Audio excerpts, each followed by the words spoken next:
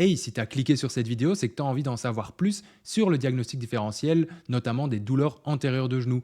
Bah oui, on a eu, toi et moi, des patients qui ont eu mal au genou et qui ont encore mal au genou peut-être aujourd'hui, qui sont venus nous voir et qui ont dit, bon voilà, qu'est-ce que j'ai? J'ai mal devant le genou, quid? Alors évidemment, il y a la prescription du médecin, mais l'idée de cette vidéo, cette courte vidéo, hein, comme d'habitude, on va faire un format plutôt court, entre 5 et 10 minutes, ce sera à la fin de ce module ou de cette vidéo, je ne sais pas comment on peut appeler ça, que tu saches un petit peu t'orienter avec des critères assez précis. Est-ce que c'est plutôt une tendinopathie patellaire ou est-ce que c'est plutôt un syndrome fémoro-patellaire qu'a le patient qui est en face de toi? Donc on va pas perdre plus d'une minute. Je vais te mettre le diapo. Voilà, parfait. Du coup ici, diagnostic différentiel entre deux douleurs, donc syndrome fémoro-patellaire et tendinopathie patellaire.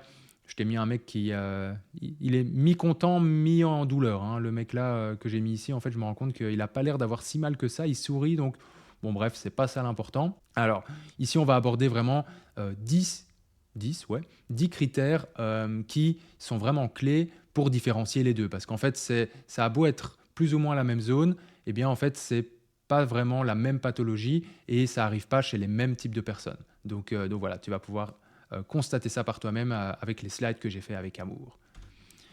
Première question à se poser, la survenue de la douleur. Donc ici, tu vois que dans le cadre d'un SFP, la survenue de la douleur, elle sera souvent, c'est pas exhaustif, mais souvent en lien avec la course à pied, avec les escaliers, avec des activités en pente, ou alors en final toute activité impliquant une flexion de genou. Là où la tendinopathie patellaire, oui, les petites abréviations, SFP pour syndrome fémoro-patellaire et TP pour tendinopathie patellaire. Comme ça, on est bien, on est fixé. Euh, et donc ici, pour la tendinopathie patellaire, tu peux voir que les activités, ce sera plus sur des activités de saut, de changement de direction, et notamment par exemple au basket, au volley, etc. Toutes ces activités, tous ces sports en tout cas, qui nécessitent vraiment tous ces rebonds et ces emmagasinements, c'est pas facile à dire, emmagasinement d'énergie pour la restituer ensuite, et ça va faire beaucoup plus appel aux capacités du tendon, là où un syndrome fémoro-patellaire va pouvoir se déclarer de façon plutôt, on va dire, chez des personnes dans la vie quotidienne, etc. Mais ça peut évidemment se déclencher aussi chez un sportif, hein. Ne me fais pas dire ce que je t'ai pas dit. Mais voilà, c'est déjà une première différence, c'est vraiment cette survenue de la douleur. Donc ici, course à pied, escalier, pente et toute activité impliquant une flexion de genou, là où la tendinopathie patellaire, c'est plus dans les activités, je dirais, sportives, avec des rebonds, avec des sauts et surtout à répétition. Deuxième critère. Ici, localisation de la douleur. Tu vois, en fait, le syndrome fémoro-patellaire, la douleur, souvent, elle sera floue, vague, variable. Donc, le patient, il va dire, ouais, j'ai mal un petit peu là, un petit peu là, un petit peu là. Ça va jamais être très, très précis ou rarement. Et ça va voyager. Il va te dire, ouais, j'ai eu mal, ouais, j'ai un peu mal là à gauche. Et puis, ouais, je sais pas, hier matin, c'était plus à droite. Et souvent, c'est une douleur un peu rétropatellaire. Donc, c'est derrière vraiment la patella qu'il va te décrire aussi sa douleur. Là où une tendinopathie patellaire, c'est localisé. Comme en fait beaucoup de tendinopathies, c'est beaucoup plus localisé, beaucoup plus focal, notamment ici sur le pôle inférieur de la patella, et ce sera notamment aggravé par les sauts. Donc ici, la deuxième différence, c'est vraiment au niveau de la localisation de la douleur. Ce sera beaucoup plus éparse, beaucoup plus vague, beaucoup moins facilement descriptible par le patient quand on parlera de syndrome fémoro-patellaire. Là, comparé plutôt à quand on parle vraiment de tendinopathie patellaire, là, ce sera généralement plus précis comme zone. Ce n'est pas toujours le cas, et pour tous les critères que je t'expose aujourd'hui, ce n'est pas toujours le cas, retiens ça aussi, mais dans la plupart des cas, ce sera ça. Du coup, ça nous amène au troisième critère, la sensibilité palpatoire. Alors ici, encore une fois, syndrome fémoro-patellaire, ce sera sensible, mais autour de la patella souvent, parce que déjà, on n'arrive pas à accéder derrière la patella vraiment avec nos doigts, ou alors tu dois la décaler pour venir gratter un peu en dessous, mais ça, c'est sensible au final chez tout le monde. Et ça peut parfois être insensible. Donc parfois, le patient, il va te dire, ouais, non, moi, ça va, tu t'as beau palper, ça me fait rien. Là où la tendinopathie patellaire, pas toujours, mais souvent, ce sera toujours au niveau de ce pôle inférieur de la patella, où il y aura vraiment cette sensibilité un petit peu exacerbée. Par contre, normalement, derrière la patella ou autour de la patella, il n'y aura pas trop de soucis. Encore une fois, ce n'est pas une règle absolue, mais comme dans tout raisonnement clinique, tu dois prendre des éléments et les assembler. Et puis, tu secoues et puis tu en ressors quelque chose. Ce n'est pas sur un critère que je t'expose ici, même sur 2, même sur 3, que tu peux uniquement dire à 100%, ça c'est un syndrome fémoro-patellaire et ça c'est une tendinopathie patellaire. Mais ça va t'aider, ça va donner des éléments vraiment diagnostiques et des éléments cliniques à pouvoir considérer, on va dire. Du coup, on arrive au 4e point déjà, le gonflement. Le gonflement, au final, il va être parfois, personnellement, j'en ai pas eu beaucoup, mais il peut être léger, tu vois. Donc il peut être léger, c'est-à-dire et localisé d'ailleurs en supra et en infrapatellaire pour un SFP. Là où pour une tendinopathie patellaire, ben, au pire, tu as un gonflement un petit peu, un épaississement du tendon, ce qu'on retrouve plus d'habitude dans les tendinopathies d'Achille, par exemple. Ici, tendinopathie patellaire, ça peut être le cas, mais il faut vraiment qu'elle soit bien chargée. Mais par contre, bah, tu n'as pas de gonflement articulaire en principe dans une tendinopathie patellaire. Je vais y arriver. J'ai un peu bugué sur le nom. À force de le dire, tu vois, tu commences à bugger sur les noms. Et donc, ça, c'est encore aussi quelque chose d'intéressant à noter. Donc, ici, le gonflement, pourquoi pas dans le SFP, mais assez rare dans la tendinopathie patellaire. Attends, bouge pas, je vais juste me lever un petit peu ma chaise. Hop là. Voilà, sorry, j'ai levé ma chaise parce que ça m'oppressait, j'étais un petit peu bas. Et comme ça, j'ai bien l'écran en face de moi et la caméra. Donc ici, on va passer au 5e point. Donc les bruits articulaires. Les bruits articulaires, au final, je vais lever un petit peu le micro, ça va être mieux. Les bruits articulaires, ben, de nouveau, dans le cadre d'un SFP, eh ben, tu peux avoir des craquements, des crépitements occasionnels, là où dans une tendinopathie patellaire, ils sont pas ou peu présents. Encore une fois, le SFP fait plus appel à tout ce qui est un petit peu articulaire, la tendinopathie patellaire, plus à propos du tendon. Un tendon, ça craque quand même rarement, ou bien un tendon, ça craque quand même rarement, ou bien c'est pas pour la bonne chose. Donc encore une fois, je rappelle, les craquements, les bruits articulaires, c'est pas nocif du tout, c'est pas d'office pathologique, mais encore une fois, si tu prends tous les éléments cliniques ensemble, c'est quelque chose en plus, c'est une pierre à l'édifice qui peut te faire peut-être orienter plus vers un syndrome fémoro-patellaire. Ensuite, ben, ici, on voit un épisode de lâchage. Ça veut dire quoi? C'est simplement ton patient qui va te dire ouais, j'ai posé le pied par terre ou pendant une activité physique, j'ai l'impression vraiment que mon genou il part, quoi. Je perds le contrôle dessus. Donc ça, c'est ce qu'on appelle plutôt un épisode de lâchage. Et ben, dans tous les cas, c'est rare quand même, hein. C'est assez rare, mais ça peut survenir notamment dans les 2 cas. Peut-être plus encore, enfin non, en fait, même pas plus, je dis n'importe quoi. On va dire ça survient dans les 2 cas, mais c'est assez rare dans tous les cas. Et notamment, ce sera causé par ce qu'on appelle l'AMI, donc l'inhibition arthrogénique du quadriceps. Tu as dû en entendre parler déjà, j'en ai déjà parlé pas mal sur le compte Insta. C'est quelque chose en fait qui survient souvent en cas de douleur dans la région du genou ou après une opération. Eh bien, c'est des choses qui vont faire que, c'est un phénomène, on va dire, qui va faire que ton muscle quadriceps va se contracter un petit peu moins bien que d'habitude, et donc ici, en l'occurrence, le quadri de ton patient. Et du coup, ça va altérer un petit peu les co-contractions, donc cette capacité du muscle à venir se contracter au bon moment, etc. Et donc, ben, in fine, ça mène à une atrophie musculaire si jamais c'est pas pris à temps. Donc une atrophie musculaire, une baisse du volume musculaire, et donc une perte de la force musculaire, une perte du contrôle, c'est un cercle vicieux. Et donc ça peut mener à des épisodes vraiment de lâchage où tu as le genou qui fait vraiment un petit à-coup, et ça peut être assez impressionnant pour le patient. Mais encore une fois, c'est rare dans ce cadre-ci, mais ça mérite quand même d'être soulevé. Mais pour moi, du coup, en fait, j'ai hésité à le mettre parce que pour moi, c'est pas du coup quelque chose de vraiment clair qui permet de différencier un SFP d'une tendinopathie patellaire. Ensuite, on peut parler aussi des amplitudes articulaires. Les amplitudes articulaires, dans le cadre d'un SFP et d'une tendinopathie patellaire, ça sera très rarement altéré. Franchement, ça sera très rarement altéré, sauf dans le cas d'un SFP assez grave, assez sévère, où là, tu peux avoir effectivement une petite limitation en fin de flexion, etc.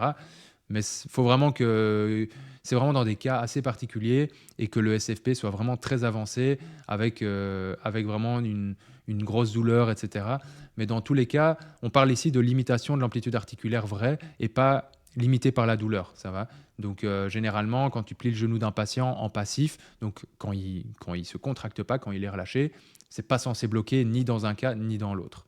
Et du coup, ben, maintenant, on peut parler aussi de la contraction du quadri, contre-résistance. Bah, voilà, ça, tu t'en doutes déjà, mais pour une tendinopathie patellaire, eh ben, ça va être douloureux, ça. Ça va être douloureux. Tu vas le mettre assis au bord de la table, tu vas lui demander de tendre les deux jambes, ou en tout cas la jambe impliquée, parce que les deux jambes, c'est un peu compliqué. Et là, ouah, là, j'ai mal, machin. Là où un SFP, il n'y a pas de raison que ça fasse vraiment mal.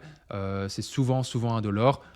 Tandis que pour une tendinopathie patellaire, c'est souvent un test, même un marqueur qui va pouvoir te servir après afin de voir un peu, ben, voilà, est-ce que ton patient progresse, est-ce qu'il a moins mal à ce test-là.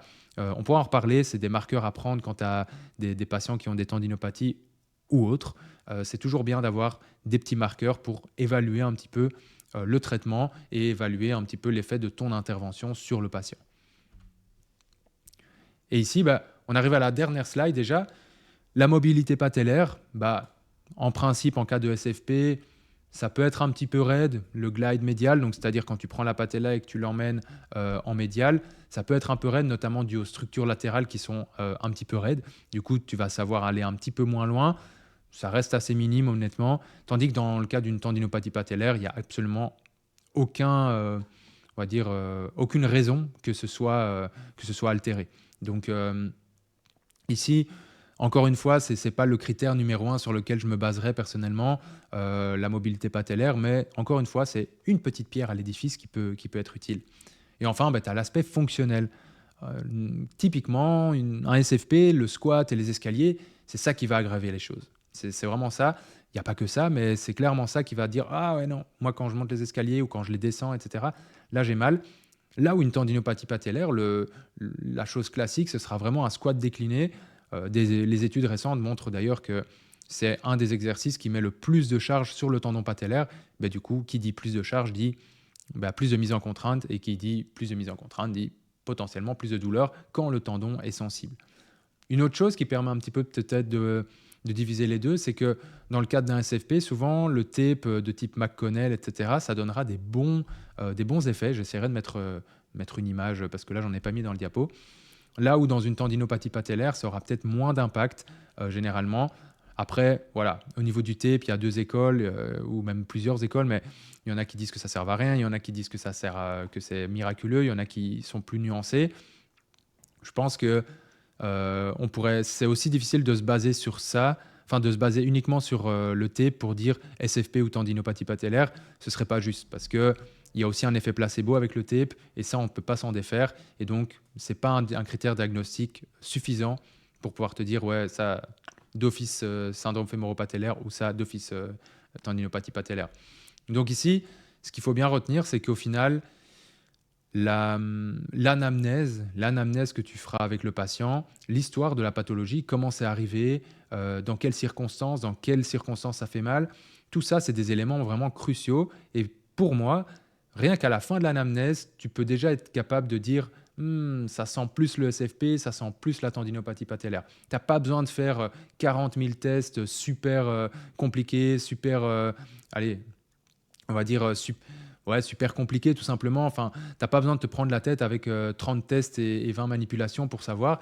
Pour moi, c'est vraiment dans l'histoire du patient que tu vas retrouver un maximum d'infos. Ici, on parle de SFP et de tendinopathie patellaire.